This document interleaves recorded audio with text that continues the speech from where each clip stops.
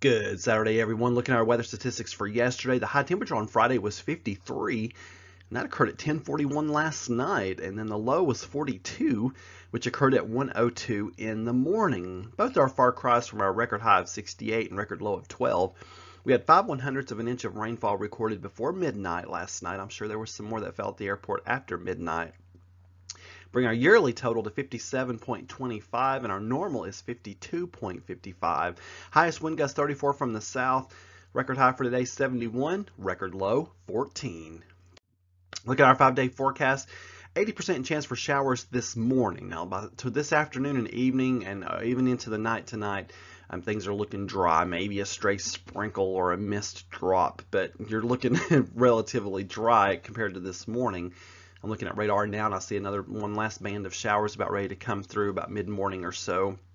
Temperatures will start out in the mid-50s, but then we'll see temperatures dropping as we go through the afternoon and evening down into the mid to upper 20s for overnight lows tonight. And that will be the coldest night of this forecast period.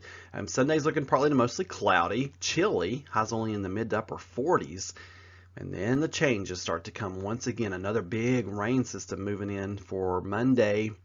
And that's Monday morning's looking good, but Monday afternoon into Monday evening, we'll start seeing gradual increase in showers as we go along through that time period. I don't think we'll see the wind that we've seen with these last few systems with this rainstorm. Looks like that the winds will stay kind of, on the low end of the scale, but the rain will stay on the high end of the scale. Looks like 90% chances of rain Monday night. Those high rain chances sticking with us right on through Wednesday night.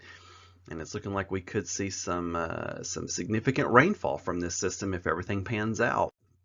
And the Weather Prediction Center shows that right across us. You may be wondering, why is there that band that runs from eastern Oklahoma right across Tennessee? Well, it's a warm front that's going to lift north and just kind of park itself right over Arkansas and Tennessee. Now, what models have struggled with is where exactly will that front set up? If it drifts farther to the north, these rainfall totals will drift to the north a bit. A little to the south, rainfall totals will drift to the south a bit. But everything has been rather consistent with showing that the main band, the main axis of heavier precipitation will extend across Arkansas and Tennessee. So this is showing rainfall amounts. This is a grand total for the next 7 days. So this is showing anywhere from 3 to 5 inches. Maybe even some folks getting 6 inches of rain from this system. Just keep in mind that sometimes the models overplay these situations just a bit. I think we can all safely assume we're going to get 2 to 3 inches of rain from this system next week. Some of us may get 3 to 6. So it's going to be kind of a variable situation, I think. But I know we're very confident in saying that we're going to get some good rainfall out of the system. We're just not sure if we're going to be closer to the 2-inch mark or closer to the 6-inch mark. So stay tuned for forecast details on that, because if we get closer to that half-a-foot mark, then we're going to be dealing with some flooding issues. But as of right now, I'm not anticipating too many problems with that, just because the ground is dry, the water table's low. I think we've got some places for this water to go. But if that changes, I'll sure let you know. And on this day in 1926, Yuma, Arizona was soaked with a little over an inch of rain, which for us is yesterday. No, you'd think. But anyway, and they had received, by the 10th of the month, they had received 4.4 inches of rain. And what's significant about this is that they get 3.3 for the entire year. So I can imagine we get over 50 inches of rain for a year. They get 3.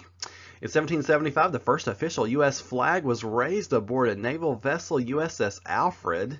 That was an exciting day. And then in 1999, a not so exciting day for NASA. They lost radio contact with the Mars Polar Lander moments before the spacecraft entered the Martian atmosphere. One of the engines malfunctioned, and the polar lander slammed into the surface of Mars at a very high rate of speed, and thus ended the Mars Polar Lander program of 1999. But we have since come a long way since that. Now we got rovers all over the place up there, and things are looking good again. You folks have a wonderful Saturday, and keep looking up. For all your weather needs, just go to meteorologistsmart.com.